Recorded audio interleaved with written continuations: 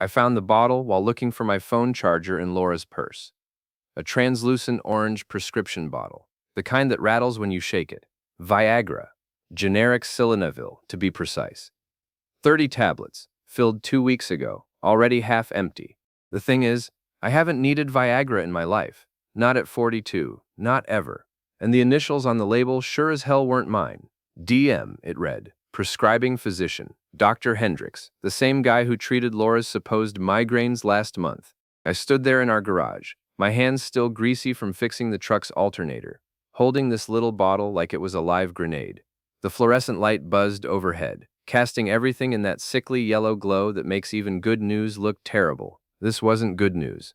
My wife of 19 years was sleeping with someone whose initials were DM. I could have confronted her right then, could have stormed into the house, waved the bottle in her face, demanded answers. That's what the old me would have done. The guy who believed in honest communication and working through problems together. The guy who still thought our marriage meant something. But standing there in that garage, something shifted inside me. A cold, calculating part of my brain took over. The part that had built a successful auto repair business from nothing. The part that knew how to solve problems methodically. If Laura wanted to play games, I'd play. But I'd play to win. I carefully returned the bottle to her purse, exactly where I'd found it. Then I went inside, kissed her on the cheek while she scrolled through her phone on the couch, and told her I was heading to the pharmacy for some antacids.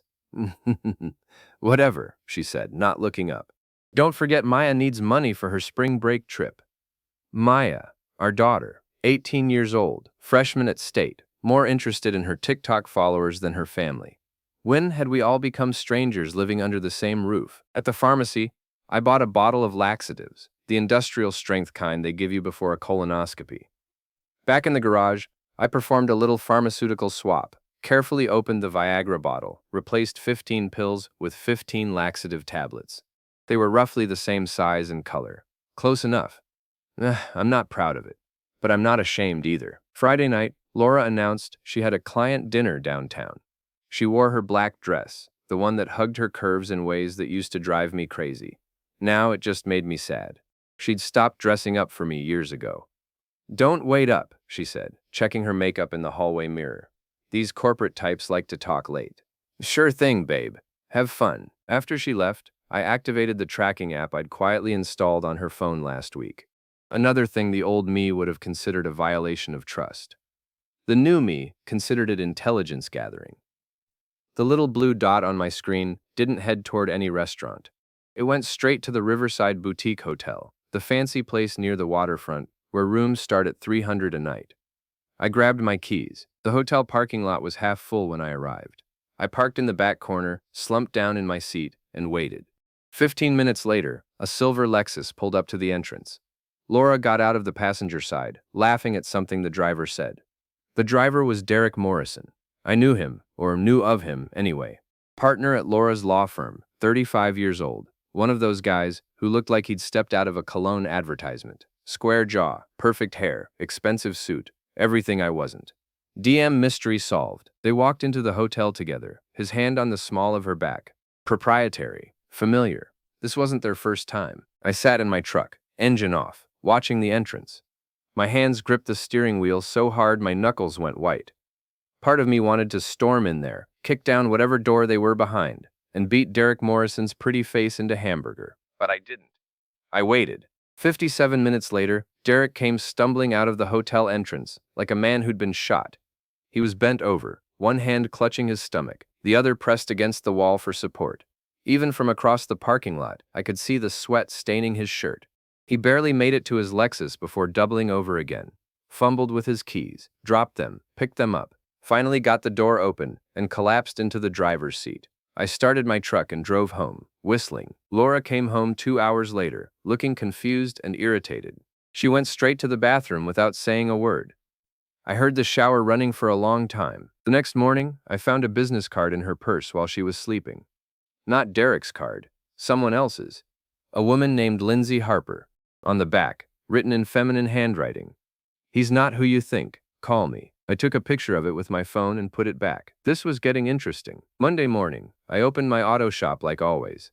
Morrison's garage. Yeah, I know. Unfortunate coincidence with Derek's last name. I'd had the business for 12 years, built it from a one-bay operation in a rented warehouse to a six-bay facility with 4 full-time mechanics. We specialized in European imports, the kind of cars that rich people drove and didn't understand. My business partner, Rick, was already there when I arrived, drinking coffee and reviewing the day's schedule. "You look like hell," he said. "Everything okay?" "Peachy," I lied. "Just didn't sleep well." Rick had been my friend since high school, one of the few people I actually trusted. But I wasn't ready to tell anyone about Laura yet. Wasn't ready to say the words out loud and make it real. The day passed in a blur of oil changes and brake jobs. Physical work, the kind that usually cleared my head. Not today. My mind kept replaying that scene in the hotel parking lot. Derek stumbling out, Laura's confused face when she got home. Around 3, my phone buzzed. Text from Jules, my best friend and owner of the local boxing gym, where I'd been working out for years. "Beer tonight? You seem stressed." Jules had always been perceptive. We'd met 7 years ago, when I joined his gym looking to get back in shape. He was ex-military, tough as nails, but with a surprisingly philosophical streak.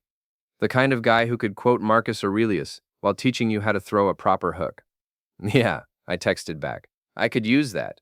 That evening, I met Jules at his place, a combination boxing gym and dive bar he called The Ring. It was exactly what it sounded like. Boxing ring in the middle, bar along one wall, heavy bags hanging from the ceiling, and the permanent smell of sweat and beer. "All right," Jules said, sliding a beer across the bar. "What's eating you?" I told him everything. The pills, the hotel, Derek Morrison, the laxative swap.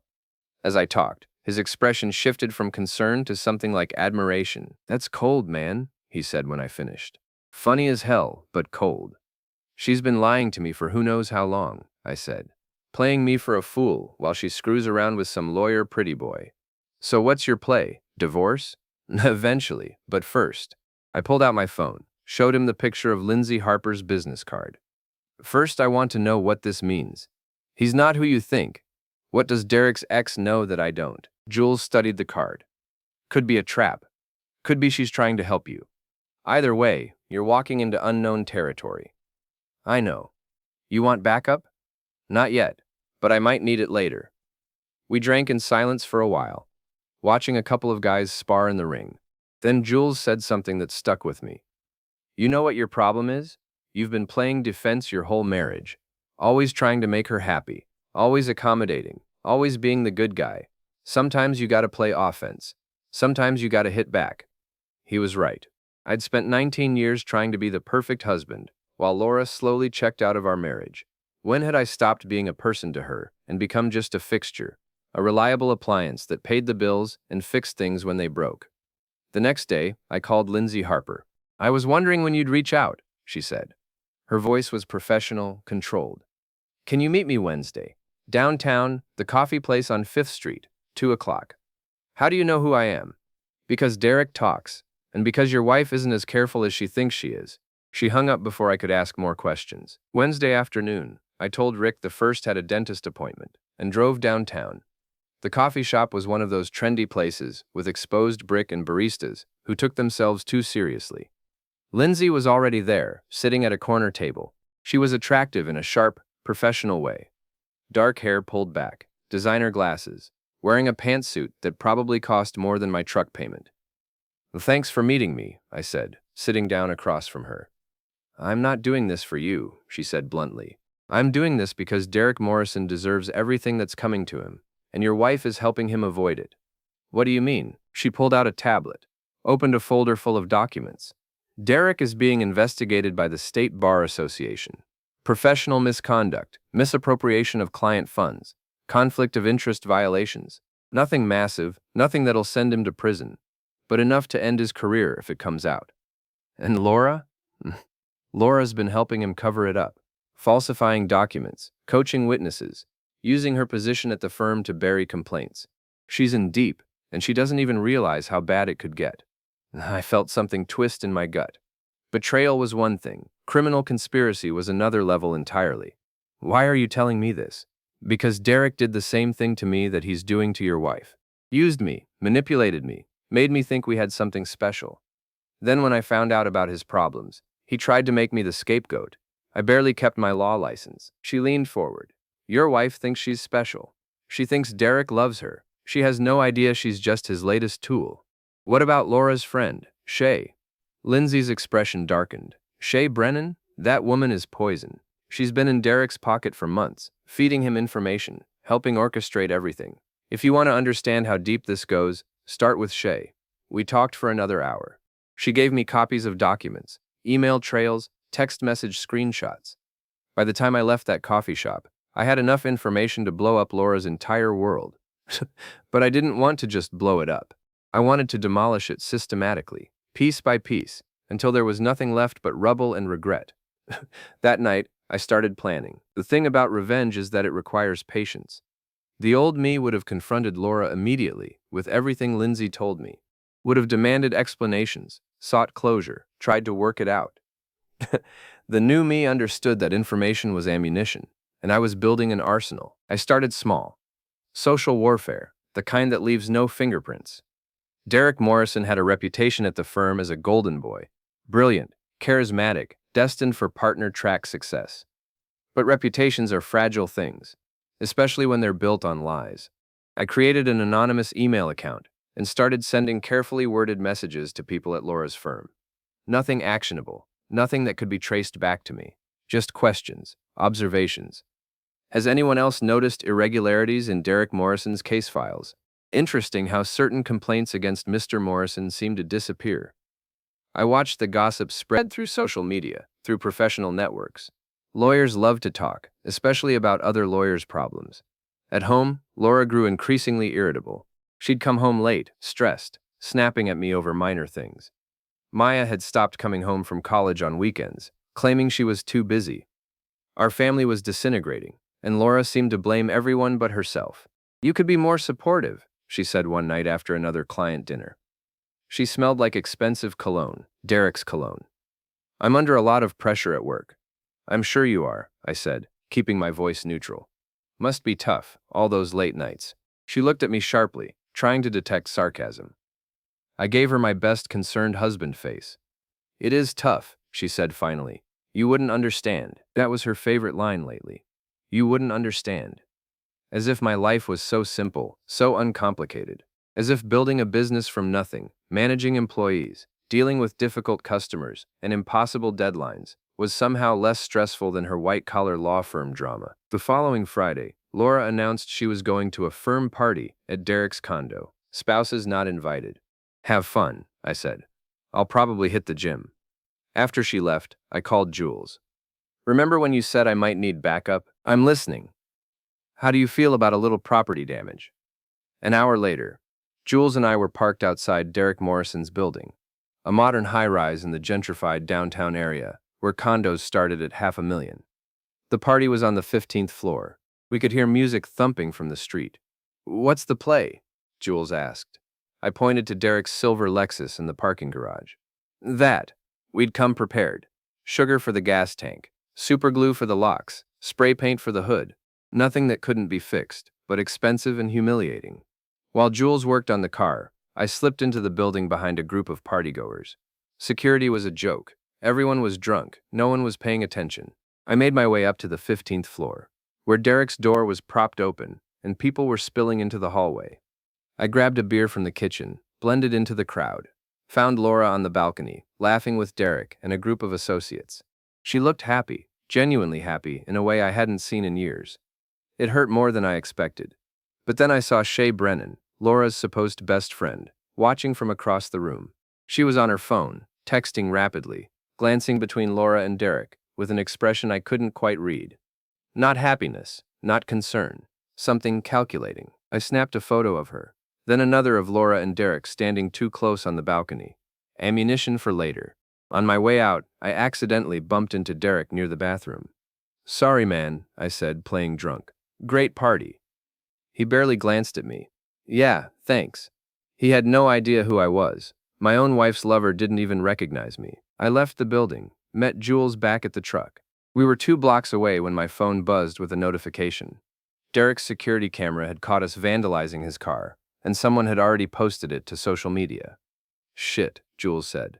That's going to be a problem. No, I said, watching the video go viral in real time. That's going to be perfect. What? By Saturday morning, the video had 50,000 views.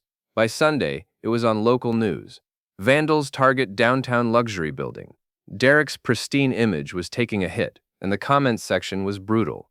People were digging into his background, connecting dots, asking questions.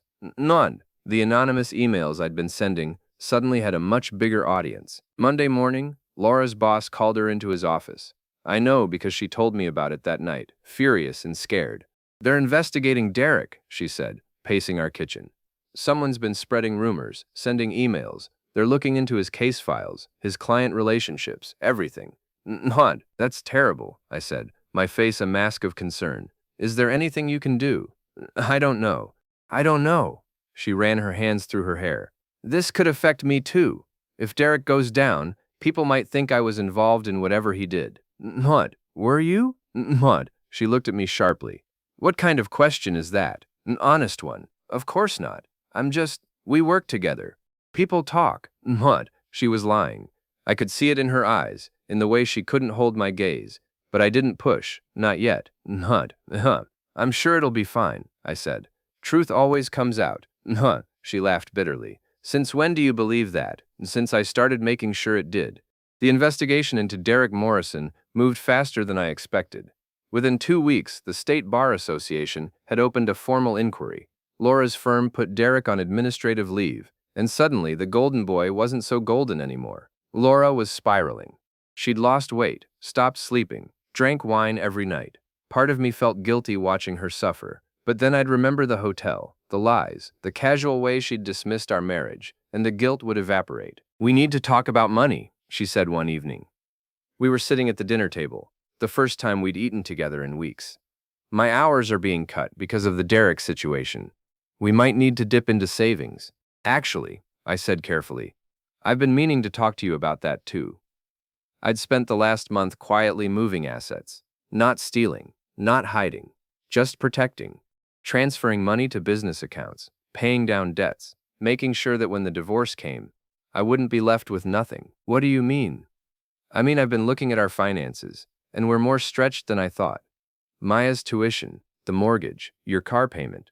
We might need to make some cuts. Cuts? What kind of cuts? Well, for starters, do you really need that BMW? The lease is killing us. Her face went red. You're seriously trying to take away my car right now? When I'm dealing with all this stress at work? I'm trying to be practical. We're a family. We make decisions together, right? The irony wasn't lost on either of us. She stormed off to the bedroom, slammed the door. I heard her on the phone, voice muffled but angry, probably calling Derek or Shay. The next day, I got a call from Maya. She was crying, which was rare. Maya didn't cry. She documented her life in perfect Instagram posts and TikTok videos, always smiling, always perfect. Dad, what's going on? She said. Mom says you're trying to control her, that you're being manipulative. Is that what she said?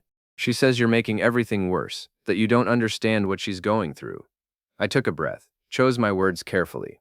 Maya, your mom and I are having some problems, adult problems. It's not your fault, and it's not something you need to fix. Are you getting divorced? The question hung in the air. I hadn't said it out loud yet, hadn't made it official even in my own mind. I don't know, I said honestly. Maybe. She was quiet for a long moment. Then, is Mom cheating on you? My heart stopped. Why would you ask that? Because I'm not stupid, Dad. I've seen her texts. I've seen how she acts. And there's this guy, Derek. She talks about him all the time. Like, all the time. So Maya knew. How long had she known? How long had I been the only one in the dark? We're going to figure it out, I said. I promise.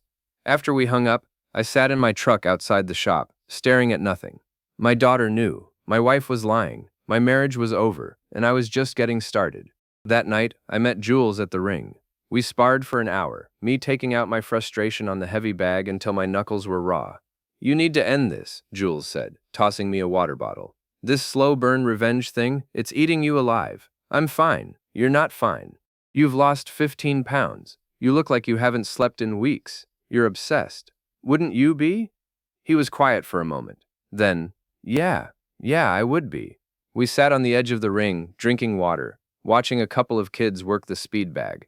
I found out something, Jules said carefully, about Shay. What about her?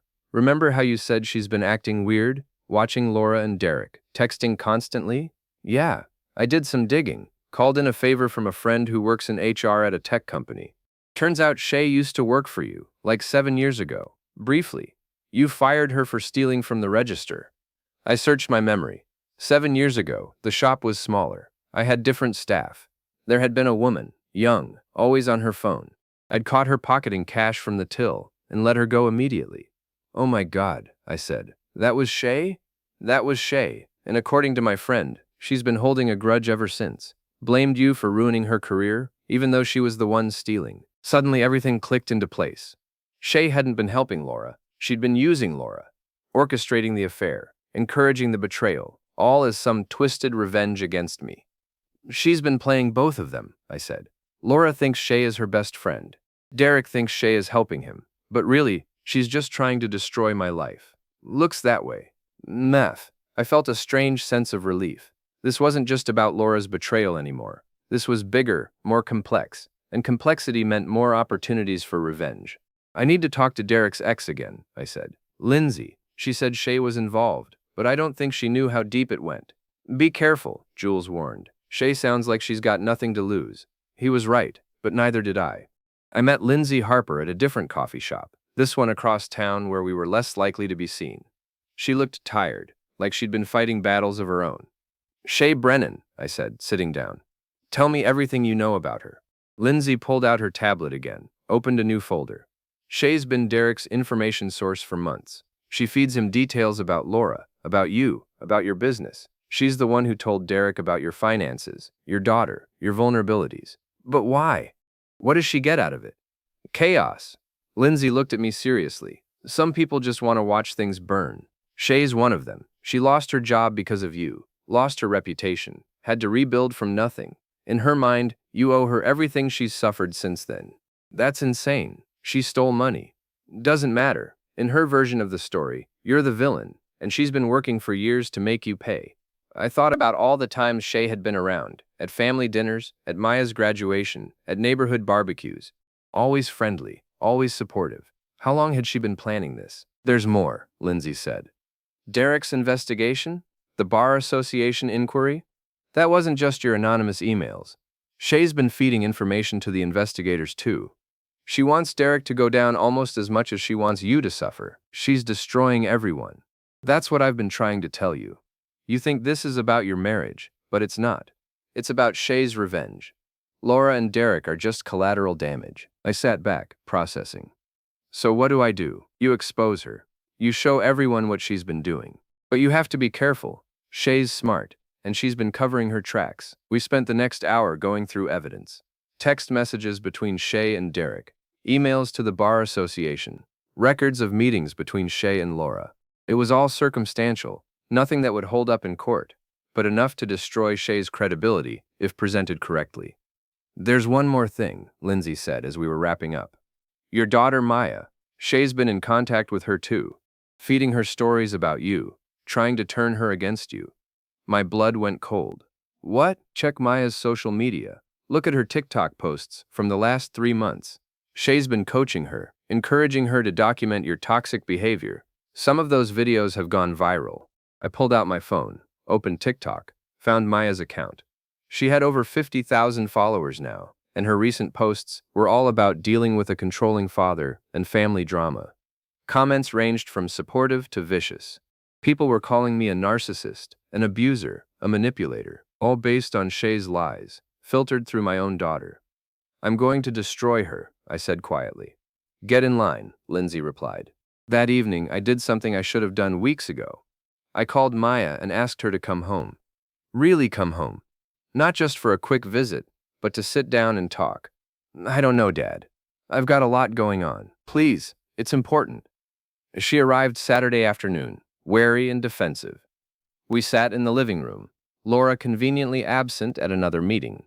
I saw your TikToks, I said. She flushed. So? It's my life. I can post what I want. You can. But the things you're saying, the way you're portraying me, Maya, that's not the truth. That's not what's really happening. Then what is happening? Because from where I'm sitting, You're trying to control mom. You're being weird about money, and you're making everything worse. Your mother is having an affair." The words hung in the air between us. Maya's face went through several emotions: shock, denial, anger, and finally something like resignation. "I know," she said quietly. "You know, I've known for months," Shay told me. She said Mom deserved to be happy, that you were holding her back, that sometimes people need to make hard choices. "Shay told you." I felt my hands clench into fists. "Maya, Shay isn't your friend. She isn't Mom's friend either. She's been manipulating all of us." I spent the next hour laying out everything I'd learned. The theft from 7 years ago, Shay's grudge, her orchestration of the affair, her involvement in Derek's investigation. I showed Maya the evidence Lindsay had given me, the text messages, the emails. At first she didn't want to believe it. But as the evidence piled up, I watched her face change. Watched her realize she'd been used. "Oh my God," she whispered. "I've been helping her. All those TikToks, all those posts. I was doing exactly what she wanted. It's not your fault." "Yes, it is. I should have talked to you. I should have asked questions instead of just believing everything she said." We talked for hours. By the time Laura came home, Maya and I had an understanding. She was going to help me expose Shay, and together we were going to end this nightmare. But first, we had to deal with Laura. I chose the annual neighborhood block party for the confrontation. It was strategic. Public enough that Laura couldn't make a scene, but intimate enough that everyone who mattered would be there. Our neighbors, our friends, the people who'd watched our marriage slowly dissolve over the years. The party was held on our street, which they blocked off every summer for a potluck and barbecue. Normally I enjoyed these events. This year, I had other plans. I'd spent the previous week preparing, gathering evidence, making copies, coordinating with Maya and Jules. Even Rick was in on it now, after I'd finally told him everything. He'd been furious on my behalf, ready to help however he could. "You sure about this?" Jules asked the morning of the party. We were at the ring, doing a final equipment check. "Once you do this, there's no going back." "I'm sure." Laura had no idea what was coming. She'd been distracted lately, stressed about Derek's investigation and her own position at the firm. The Bar Association had expanded their inquiry to include her, and she was terrified of losing her license. Good, she should be. The party started at noon. By 2 o'clock, the street was packed with people, families, kids running around, the smell of grilled meat and beer in the air. Laura was there with Shay, the two of them huddled together, whispering. Derek had been invited but didn't show. Smart man. At 3 o'clock, I made my move. The neighborhood association had set up a small stage for announcements and speeches. Usually it was for thanking volunteers or announcing upcoming events. Today, it was going to be for something else entirely. I climbed onto the stage, took the microphone. The crowd quieted down, curious. "Hey everyone," I said, keeping my voice light. "Thanks for coming out today. I know we usually keep these things casual, but I've got something I need to share with all of you." Laura looked up, confused. Shay's expression shifted to alarm. "Some of you know my wife, Laura. Some of you know we've been having some problems lately. What you might not know is that Laura's been having an affair with her colleague, Derek Morrison." The crowd went silent. You could have heard a pin drop. Laura's face went white. "What are you doing?" "I'm telling the truth," I said. "Something that's been in short supply around here lately." I pulled out my phone, connected it to the portable speaker system. But that's not even the interesting part. The interesting part is how this all happened. See, it turns out my wife's best friend, Shay Brennan, has been orchestrating this whole thing as revenge against me for firing her 7 years ago for theft. Shay started moving toward the stage, but Jules stepped in front of her. He didn't touch her, didn't threaten her, just stood there with his arms crossed. She stopped. I played the first recording, text messages between Shay and Derek, discussing how to handle me, how to turn Laura against me, how to destroy my reputation. Then emails to the Bar Association, anonymous but traced back to Shay's IP address.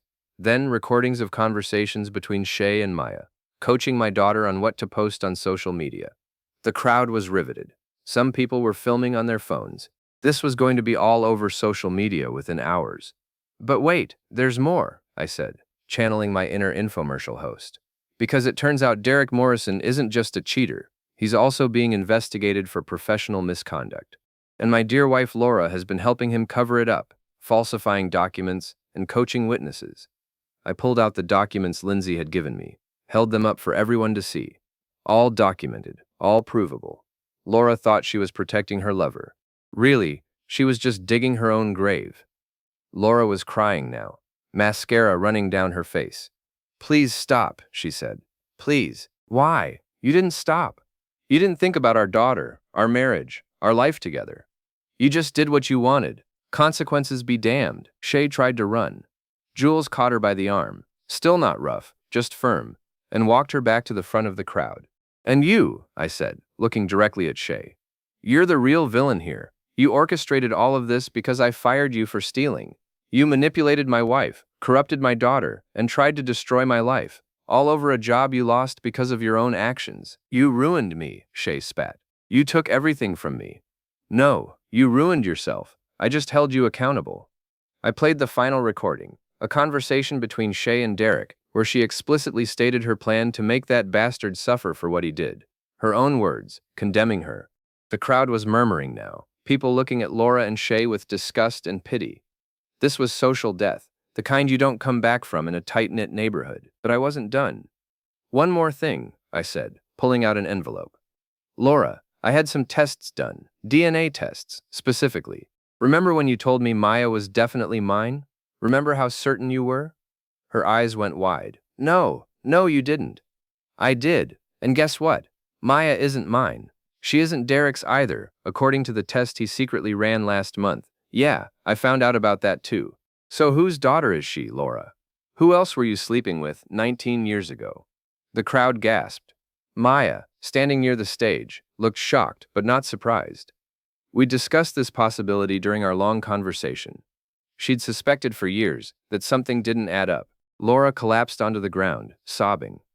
Shay stood frozen, her carefully constructed revenge plot crumbling around her. I stepped down from the stage, walked over to Laura, and handed her the envelope. Inside were divorce papers and documents transferring ownership of our house solely to me.